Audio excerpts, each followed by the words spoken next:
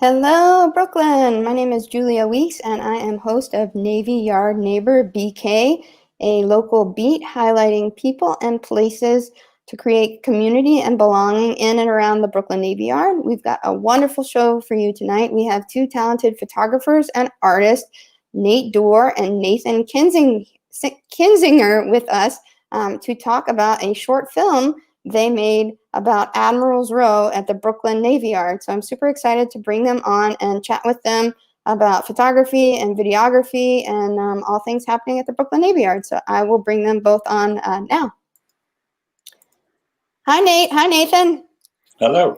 Hello. How are you guys doing? We're good. Thanks for having us.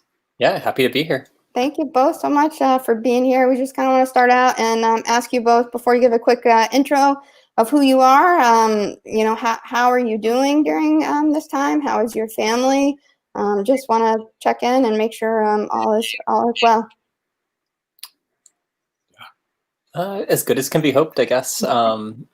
Biking around a lot and trying to stay busy and doing what I can. Yeah, definitely. Just starting to get back outdoors to do some work in different parts of the city. So wonderful. Well, okay. Can't wait to hear about that. And if you could give us a brief introduction of who you are, and we know you're artists, but what is your medium? Kind of what is your specialty? Why don't we start with you, Nate?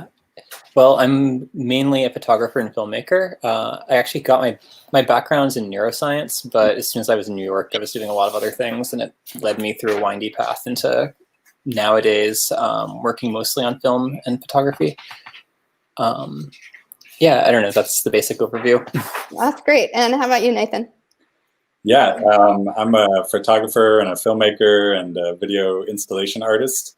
I've been doing a whole series of public art projects and photo essays and short films about New York City's waterfront over the last 15 years. And my background, I'd say, is in documentary work and in journalism.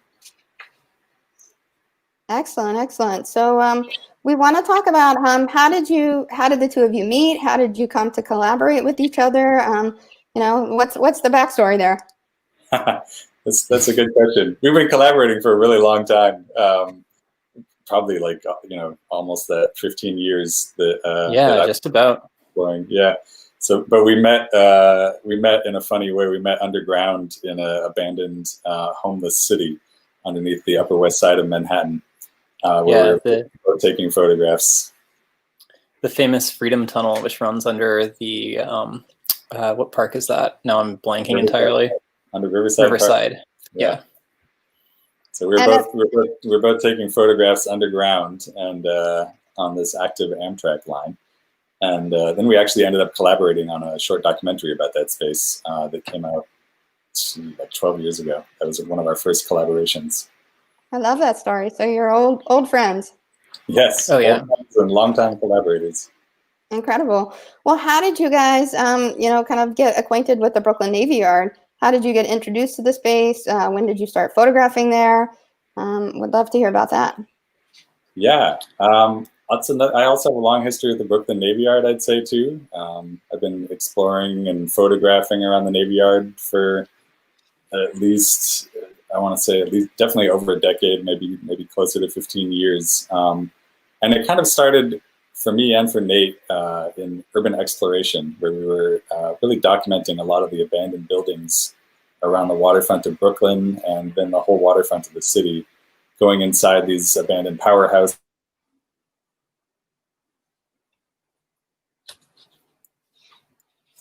We may have Nathan may have frozen. Let's see if he comes back. But how did you kind of get acquainted with the Navy Yard, Nate? Well, it was always hard to miss. If you're traveling around Brooklyn, you would see this whole zone that was sort of off limits and totally fascinating. And quickly I realized there's a lot of still, old buildings there, like Admiral's Row, but also some of the old warehouses and the shipyards and all of that. And it's totally intriguing. So it was always kind of on my radar, but I was looking at other places that were more accessible. Originally, I thought it was still active Navy too, so I didn't want to go anywhere near it. seemed like, easier to stay with the totally disused things, but that wasn't actually true by then, by the time I was here anyway. But later I discovered that it was pretty accessible. There was, artist studios starting to open up and whatnot. And then that was when I started going in and sort of exploring when I would go to visit friends or check out other things in there.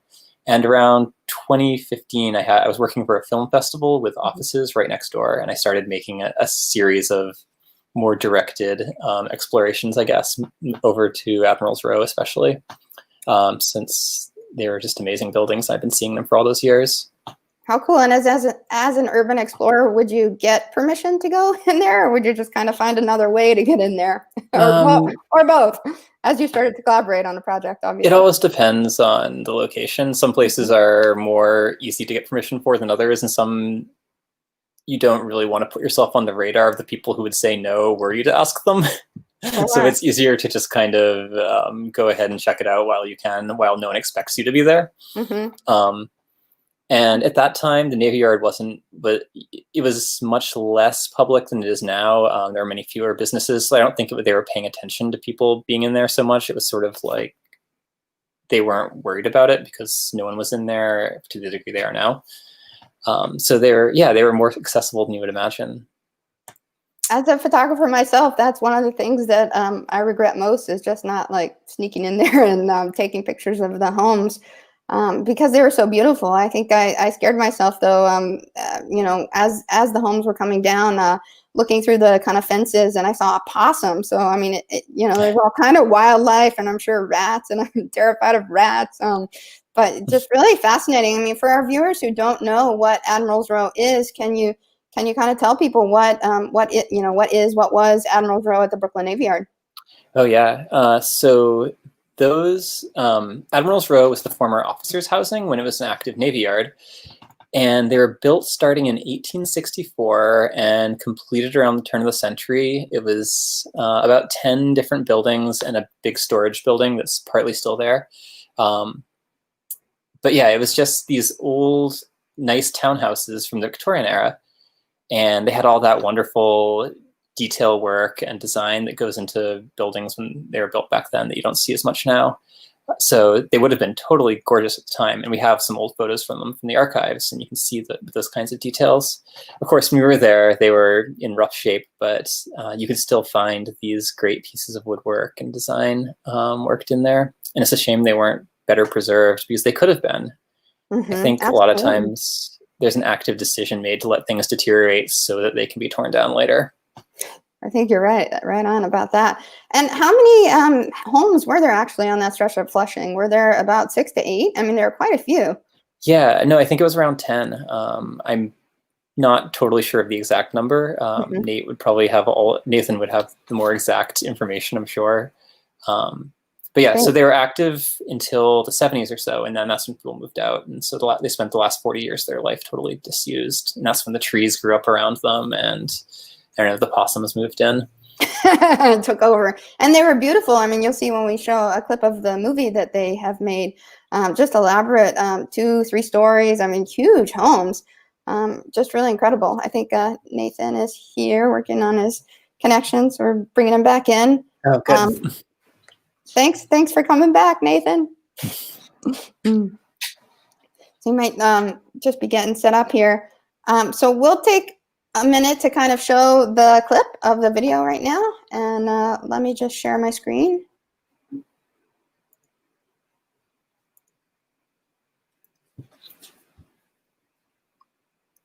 And we'll show about a minute of the clip.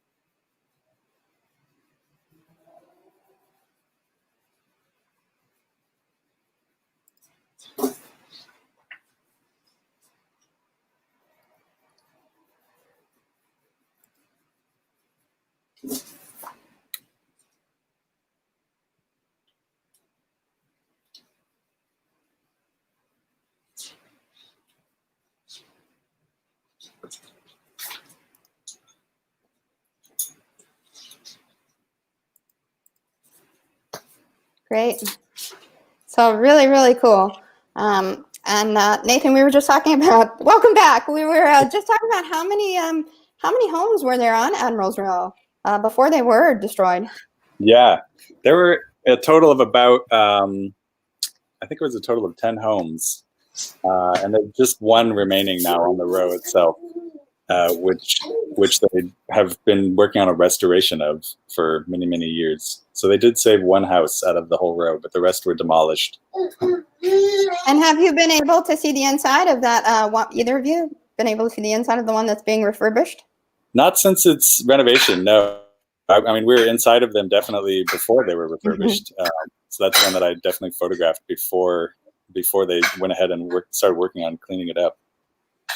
Yeah, it'll be interesting to see how it's changed now. Oh, I'm sure. Yeah, it is right, kind of catty corner from the Wegmans. So once the homes were destroyed, as you saw in the short film, the Wegmans and the parking lot and the big Steiner studio retail spots kind of took over. So kind of was that the impetus for making the film, or what was the impetus for making the short film? I had started photographing Admiral's Row. I think the first time I went there was in 2008, and I photographed it, and then I started filming it actually in 2008 as well, just with the idea that I wanted to capture the way that it looked at that time. And then over the many years since, the decade since I first went in, it continued to kind of turn into this wild growing forest. And Nate Dorr and I decided to go back in 2015, I think it was, and film even more footage there. So the impetus of the film was really just watching the whole evolution of the campus, and then knowing that it was going to be destroyed to make way for this parking lot and for the grocery store. We knew that we wanted to document the demolition of Admiral's Row too. That really put a deadline and a time frame on the project for sure. Yeah. What year did it come out? That Wegmans was going to. It was about 2015, is that right, or 2016? Because I know I first moved into the area. It's been about 2016, 2017 when I moved in, and that was kind of one of the things they kept saying, touting Wegmans. Wegmans is coming. Yeah, definitely. The demolition of Admiral's Row was in 2016. That's when it was finally completely demolished. But they announced it a couple years before that they were going to be bringing in a Wegmans and bringing in a grocery store. I mean, the plan for a grocery store was a long time coming. It was in the works for quite a while. And why do you think that the Navy would have been under the city or the actual Navy Yard to historically preserve those homes? Why do you think there was no interest in doing that? It was a really long battle with a lot of historic preservation groups trying to save the homes there. And it was the federal government, it was at a federal level that the federal government decided to let them fall into disrepair as opposed to trying to save them. And then eventually the property transferred over to the city. And the city also just decided that they were not going to try to preserve any of those homes. So it was a struggle that went on for decades, where the Historic Districts Council and a lot of other great preservation groups worked to try and save some aspect of the row. But by the very end, as our film documents, the homes had just been allowed to decay into some pretty terrible condition. Some of them had caught on fire. Some of them, the roofs had collapsed. The buildings themselves were near collapse. But you could still see within the homes that they were beautiful structures, and certainly more than one could have been preserved. And there is still one kind of, if you go up the street up like towards York, right? Was that like the captain's house or something? Is that big house like kind of up near the towing facility? Yeah, that's the commander's house. Yeah. There's commander's house, which is up in Vinegar Hill. And that was part of the Admiral's Row campus. It was part of the housing for officers, but now it's a private property that's owned by a private individual. It's not part of the Navy Yard campus, but that one is actually a New York City landmark and is protected under landmarks law. But within the Navy Yard itself, there's really only 3 New York City landmarks. There's only 3 structures that are protected from demolition. And the rest of the campus of the Navy Yard, is not protected. There's dry dock. That's what I was going to say. Which ones are they? It's Dry Dock 1. That's the oldest dry dock. And then there's 2 buildings, I believe, on the hospital campus that are landmarks. And other than that, there's not a lot of other buildings that are protected there. And so Yeah. well, I'm sorry to interrupt. What were you going to say? Oh, Nate? I was just going to say, because they've been landmarked, they can't tear them down. Steiner's been kind of hyping the hospital campus for the beauty of the buildings. I think they called the actual hospital building the crown jewel of the Navy Yard in a press release recently. It's probably because they can't tear it down that they're choosing to turn that into an asset. Yeah. So, which kind of leads me to, I'll put it up on the screen, but someone sent in a question on Instagram. It was a bit longer than this, but I just had to consolidate. And she said, sadly, this part of Brooklyn's history was forgotten. What about the hospital and the buildings by the cemetery? Is Steiner taking those all down too? So since they're protected, they aren't taking them down? Is that correct? They're converting them to something, offices or? A couple of those are protected, and they are converting some of the other historic structures there to keep them standing. To my understanding, it's going to be a filmmaking campus for Brooklyn College, and also a film location where people can come and film these historic structures, because they are such beautiful structures at the hospital there. But those buildings too had fallen into serious disrepair. They'd been abandoned and were in terrible condition. Boarded up, the walls collapsing, et cetera, et cetera. The Navy Yard, just like 10 years ago, had so many buildings that were falling down, and many of those since have been restored and brought back to life. But there were warehouses that were completely gutted, and the roofs were missing, and now they've spent millions of dollars to preserve those buildings and bring them back to use. Well, I know a couple years ago there was an art exhibit in the hospital. I don't know who put that on, but it was really cool. There was photographs, and you could actually go in and take a look. Yeah. But yeah, I think that area was also incorporated by feral cats.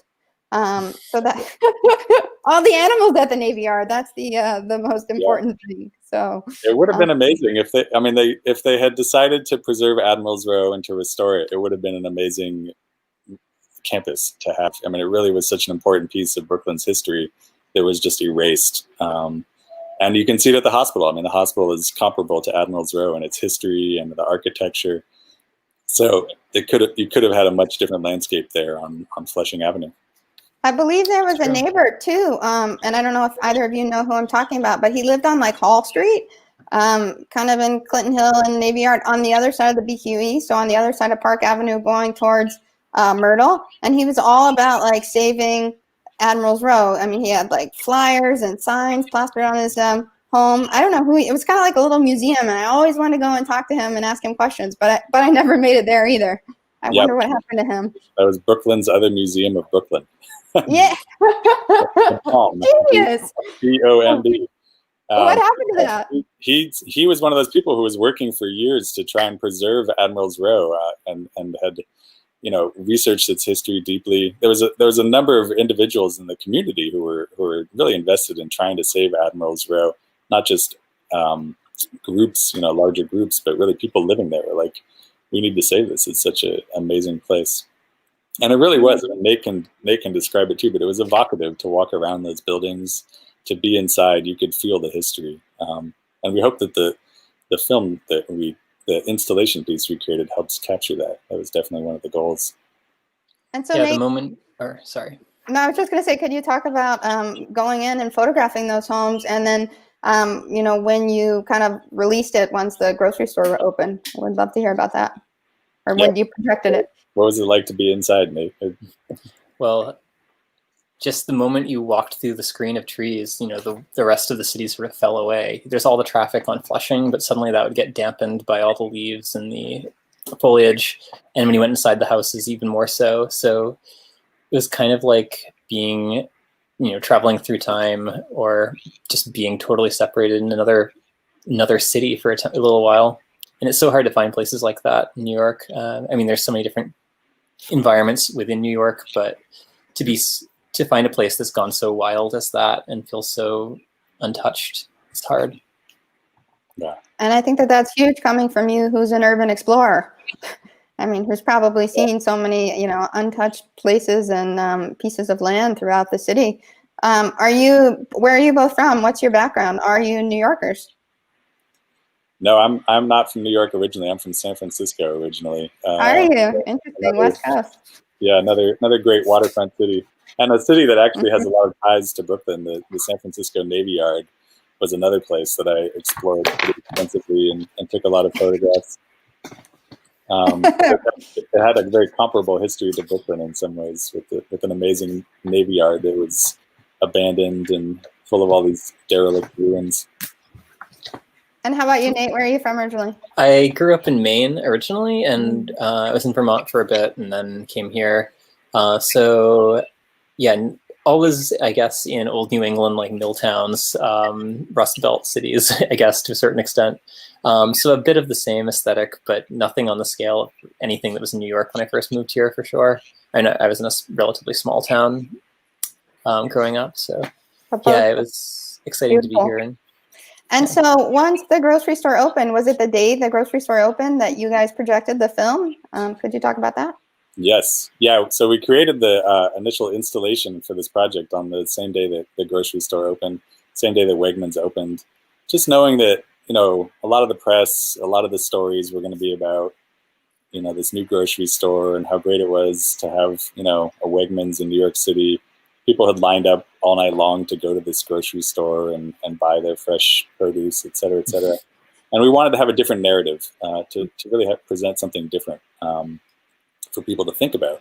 And that was, you know, to think about what had been erased to create this space, you know, what was missing.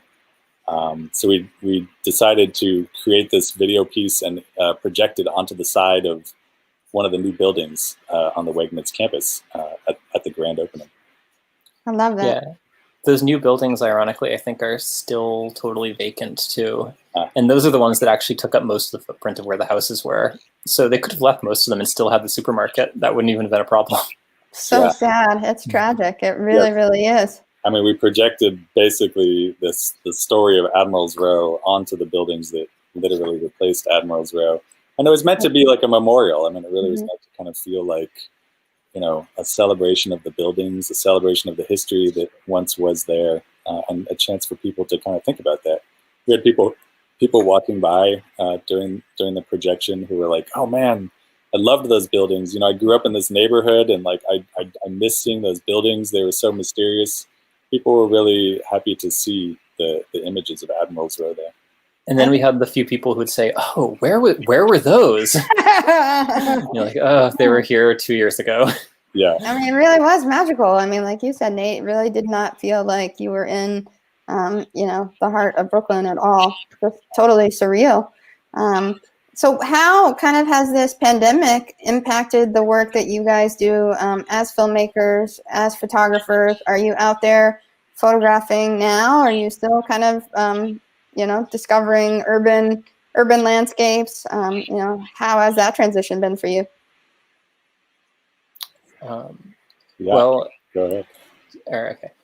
I guess I lay low for the first few months when things were really critical, but then it was pretty easy to get to parts of the city where the density was fairly low anyway, where it wasn't going to contribute to any problems. And I don't know, the kind of places I want to be in, I wasn't going to be in a crowd anyway, I guess. So it started to be a good time to go out to the Rockaways or other further edges of the city. So yeah, I've been trying to keep working on a few things. Yeah. And how about you, Nathan?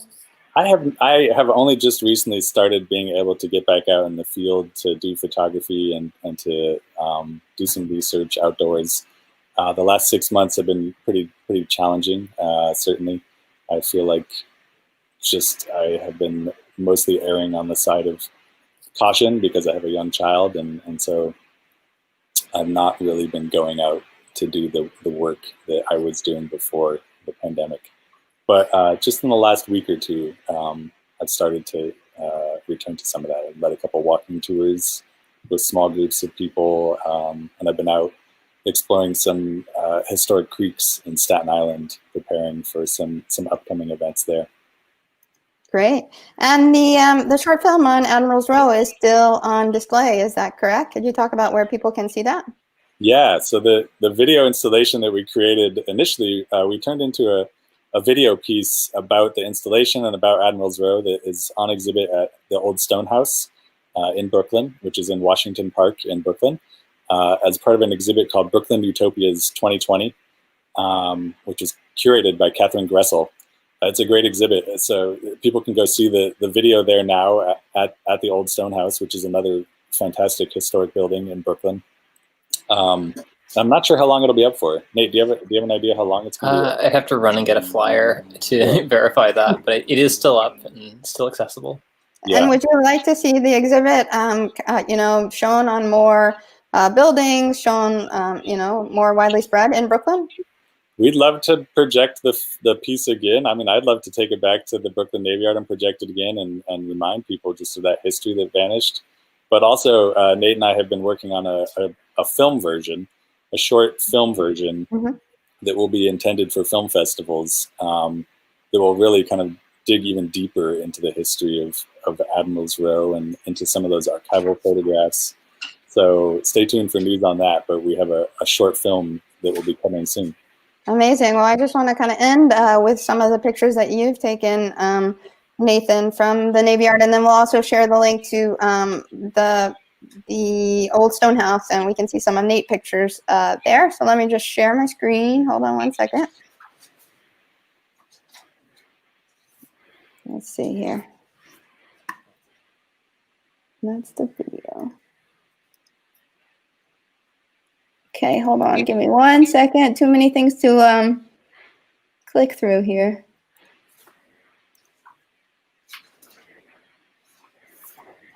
So here's the video of the short film being premiered at Wegmans, projected on the buildings where the Admiral's Row used to stand. And then here's some of Nathan's photographs.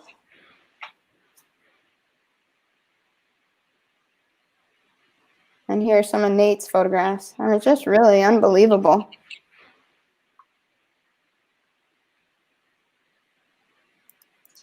And then I'll share one more thing with everybody so they can just see the magnitude of these buildings. Okay, hold on.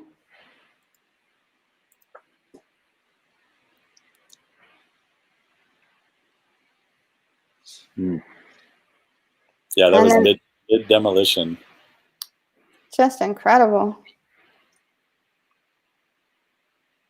And how much time, I mean, are you guys in and out of the Navy Yard now? How much time have you really spent there since the grocery stores opened? And I have not been able to go over to the Navy Yard